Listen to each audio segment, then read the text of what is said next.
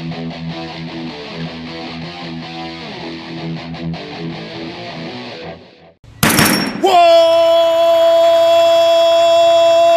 up, nerds and nerdettes and we little nerdlings all? It's your buddy Big Johnny G from Two Gun Pixie presents Legendary Gaming! I am on my lunch break again. This is a much more comfortable day than yesterday was here in New York City.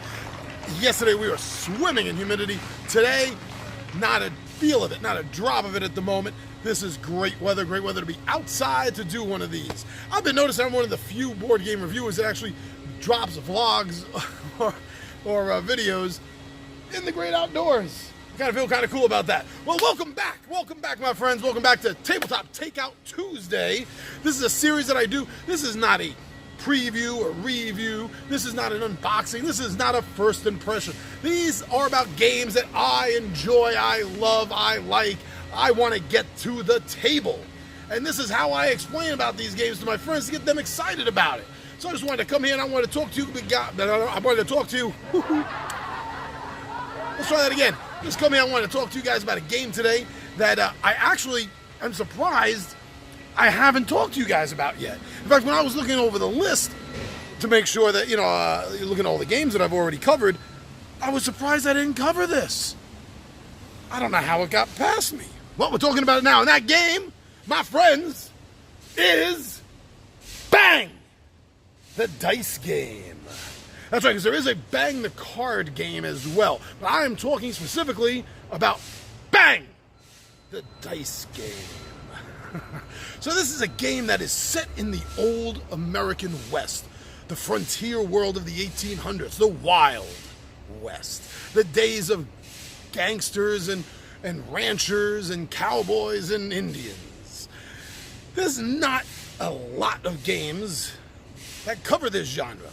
So the ones that are out there, I always try to gobble up as fast as I can, get my hands in them, get them to the table and play them, because it is a topic, a genre, a style, a placing of the game setting that I enjoy so much. So now, in this game, this is a hidden role game. In fact, with the exception of one player at the table, it is a completely hidden role game.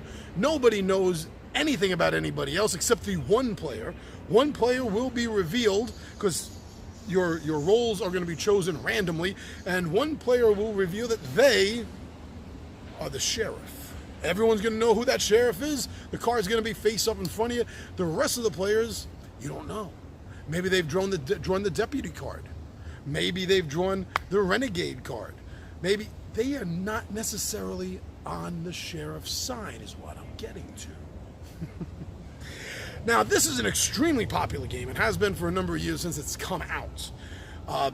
Originally, it came out with the card game, which was a big hit, and then the dice game. Wow, just kind of blew the card game away. And not taking anything away from the card game, but the dice game was, I don't know, maybe it's the whole act of, the physical act of just rolling the dice instead of just playing cards. I'm not sure, but I have to admit that I have a variation of the card game and I have the dice game, and I myself do prefer the dice game. Now, like I was saying, this is a completely hidden role game with the exception of the sheriff. Now, from a thematic point of view, if you are into thematics, like I am, you may find it bothersome. You don't know, wait, you're the sheriff and you don't know who the deputies are? Really? Yeah, see, it doesn't really make sense. Deputies are either assigned to you or you deputize them yourself as a sheriff in the Old West, so it wouldn't make sense that you don't know who the heck the deputies are. So to me, there's nothing in the rules that say this, but me personally, I like to think about it that everyone at the table is a deputy of the sheriff. They've all been deputized. But which ones can you trust? Which one is really the renegade? Which one is the outlaw? Which one is really, at heart, just a deputy? That's the way I think about it in my head. If it doesn't bother you, then don't think about it.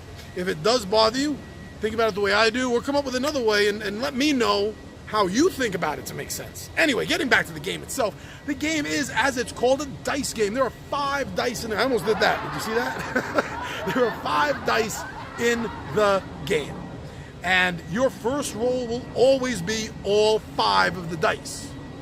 Now, the dynamite side of the dice doesn't get re-rolled. You'll have 2 options. You'll have 2 options to re-roll. But you can't re-roll a dynamite. If 3 dynamites come up during your roll before your turn is over, boom! Yeah, the dynamite, the TNT, the nitroglycerine, boom, exploded on you, and you're going to take some damage. That's the only one you can't re-roll. You got to put it off to the side. There's another die that's going to come up, and that's the arrow die. The arrow die is there to simulate the ever-present fear of an attack by natives. Indians. If you want to be politically incorrect, yet time-wise correct, I guess you could use the derogatory term Injun. But, you know, that's fine for the time period. It's thematically correct. It's chronologically correct. But nowadays, we probably don't really need to say that. I even feel a little uncomfortable just calling it an Indian attack and an Indian arrow, to tell you the truth.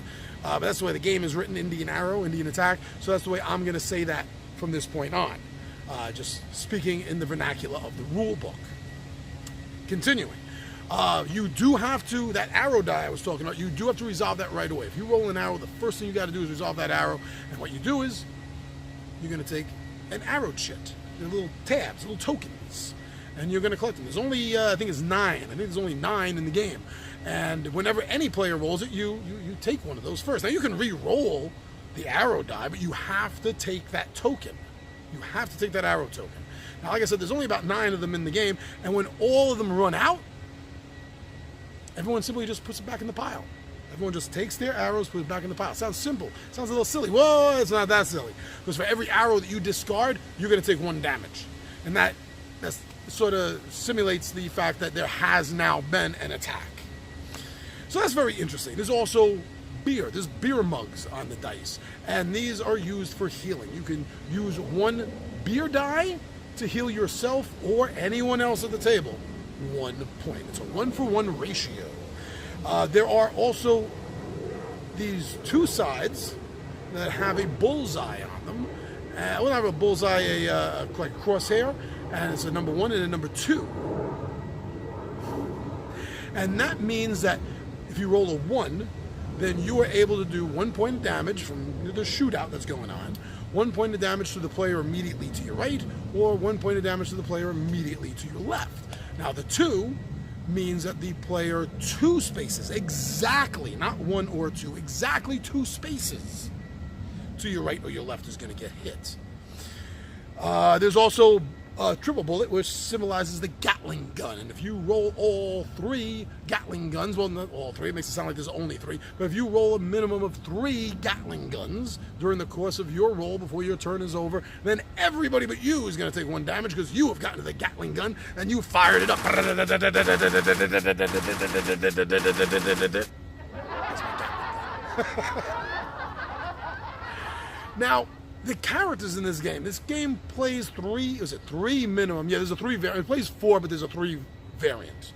I'm not going to talk about that. Let's just deal with the 4 or more. 4 to 8 players is what you're going to want for this game. Ideally, me personally, I'm going to tell you that you're going to need at least 5 to really start feeling the fun in the game. But you can play it with 4. I've done it. But I do feel better with 5, 6, 7, or 8. Yes, even up to 8 players. Now, a lot of times, games that can handle more than 4 players gets really bogged down.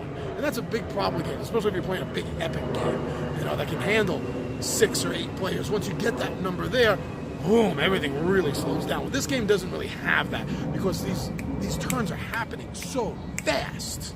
There's a very quick turnaround until your turn comes back. So you don't really get to notice that.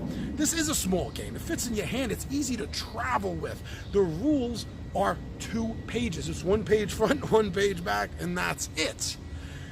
Pretty much, I told you the entire game right there. This could have been a how-to play. But that's how simple the game is, and that's part of the reason why I love this game, so I had to explain that to you.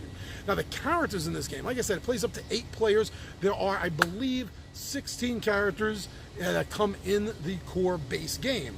And I love that. I love it when a game has more, especially if it's double or more than that, the amount of playable characters compared to the number of players for the game. Because this gives you options, and especially a game like Bang. And the reason I say that is because this is one of those games where it does matter the character that you're playing.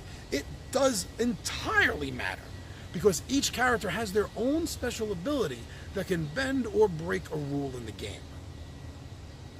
Beautiful. That's the way I think all characters in games really should be handled. Is there should be more than the maximum number of players available for choices, and each one should have something unique about them. Really. And this game covers it. It covers both of those. So the game is fast. The game is furious. I am telling you, we have had so many fast little quick games of this. The last game was the last 2 games in a row. I really annoyed Ryan because the placement of us at the table, he was never able to get a shot off on me until the very end, and by then I blew him away. This is one of the few games that I actually have a pretty good track record of winning, actually. I think the 2 I have best track record is this and Odin's Raven. Oh, and infighting. Infighting. I have a damn good record with infighting too. But other than those 3 games, I don't have a great track record to speak of. But this is one of the games I do. And that does not add to me having fun to it. You would think that it does, but this game is so much fun to begin with. That's just another aspect. I won, okay, cool, but the game was so fun, let's play it again. I don't care if I won or lost, I still want to play it again. Bang! The dice game.